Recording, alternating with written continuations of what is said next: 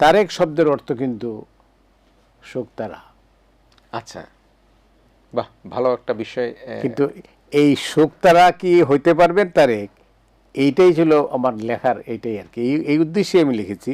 দেশের মানুষের মধ্যে যে প্রত্যাশা, সেই প্রত্যাশার জায়গায় কিন্তু আপনি জনতার চোখ, আপনার যে অত্যন্ত জনপ্রিয় মানবজমিন পত্রিকা, মানবজমিনের যে সম্পাদকীয়গুলো সবসময় কিন্তু, বিশেষ করে 5ই আগস্টের পূর্বে আমরা যখন দেখতাম প্রায় পত্রিকা যখন সংবাদ প্রকাশ করতে পারছে না, আপনি হয়তো ছাপাই দিতে পারছেন না, কিন্তু আপনার অনলাইনে একটা গুরুত্বপূর্ণ সংবাদ আপনি দিয়ে দিতেন। আমি অভ্যুত্থানের পূর্ববর্তী সময়ের কথা বলছি, সেই যুগে কিন্তু আপনি মোকাবেলা করেছেন, এবং এখন এসে আপনি নিজেই কিন্তু নিজের কলম ধরে একটা লেখা লিখেছেন, জনতার চোখ যেখানে সেখানে। সেই কলমে আপনি বলেছেন, তারেক রহমানের ক্যারিসমেটিক নেতৃত্ব দলটি ঐক্যবদ্ধ রয়েছে, শেখ হাসিনা শত চেষ্টা করে দলটিকে ভাঙতে পারেন। আমি আপনার সেই লেখার বক্তব্যগুলো দুই একটি লাইন পড়ছি। 111-এর সরকার চেষ্টা করেও সফল হয়নি, মানুষ চায় একদিন নয় 365 দিন গণতন্ত্র মানুষ চায়। ইতিহাসের এক যুগ সন্ধিক্ষণে তারেক রহমান দেশে ফিরেছেন, তিনি কি শুকতারা হয়ে উঠতে পারবেন, এই প্রশ্ন করেছেন।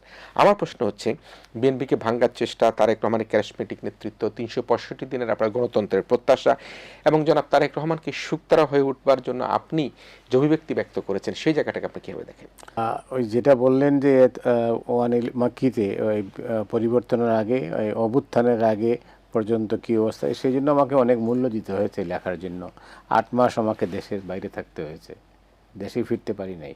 আর 5ই আগস্টের আগে 2রা আগস্ট আমাকে দেশ ছাড়তে হয়েছে।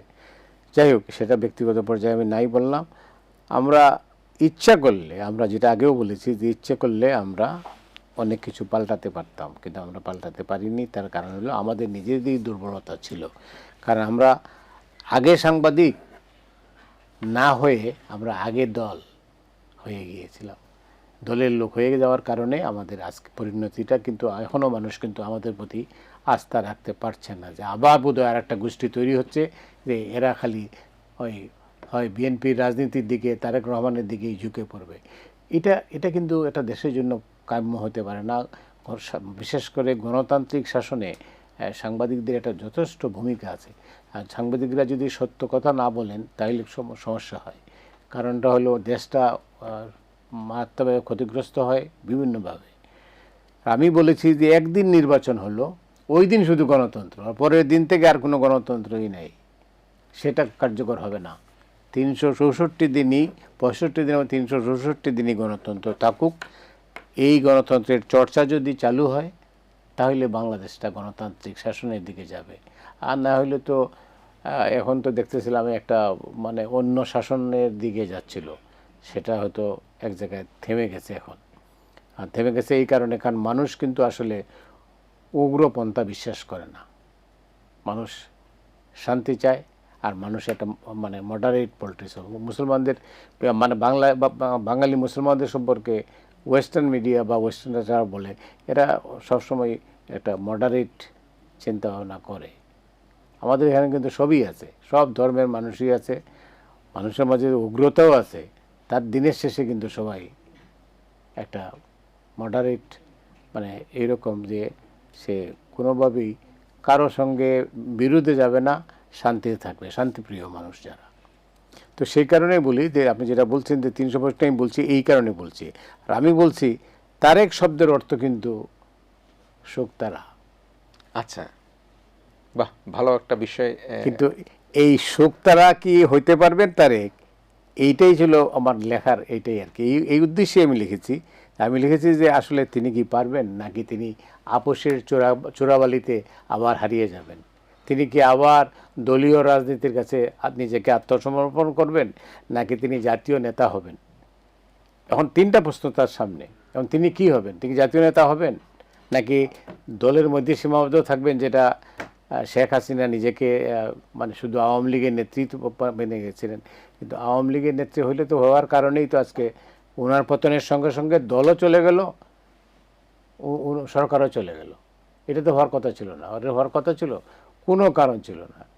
কিন্তু পরে যাই হোক, তিনি এক দলের শাসন করতে চালু করতে যাইয়া, এক দলের কার্য তো একদলই ছিল। যাই হোক, তো তারেক রহমানের সামনে এই চ্যালেঞ্জগুলো আছে। তারেক রহমানের সামনে এই উদাহরণগুলো যদি থেকে যদি তিনি শিক্ষা নেন, তাহলে বাংলাদেশের রাজনীতিতে একটা পরিবর্তন হবে। আর যদি শিক্ষা না নেন তাহলে হয়তো আমাদেরকে আবার আবার আবার আফসোস করতে হবে। আমাদের তো আফসোসের শেষ নাই। আমরা 54 বছরে একটা কিছু করতেই পারলাম না। আমরা বারবার একবার বলেন, কখনো কখনো একদলীয় শাসন, কখনো সেনা শাসন, কখনো জরুরি জমানার শাসন, তারপরে আবার কার্যত একদলীয় শাসনের মধ্যে দেশটা চলে গেছে। গণতান্ত্রিক শাসন তো আমরা পাইনি। তো সেই কারণে স্থায়ী হয়নি। তো সেটার পরিবর্তন যদি হয়, এটা যদি তারেক রহমানের কাছ থেকে যদি আমরা সেই পরিবর্তনটা পাই, তাইলে মুবারকবাদ, আবারও স্বাগত জানাবো।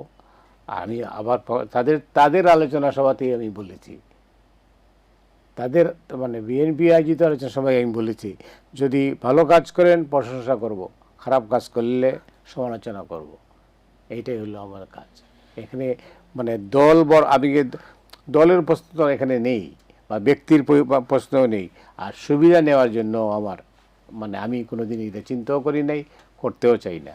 তা আমি একজন সাংবাদিক হিসাবে শেষ দিন পর্যন্ত আমি মনে করি আমাকে লিখতে হবে, বলতে হবে, মানুষের কথা বলতে হবে।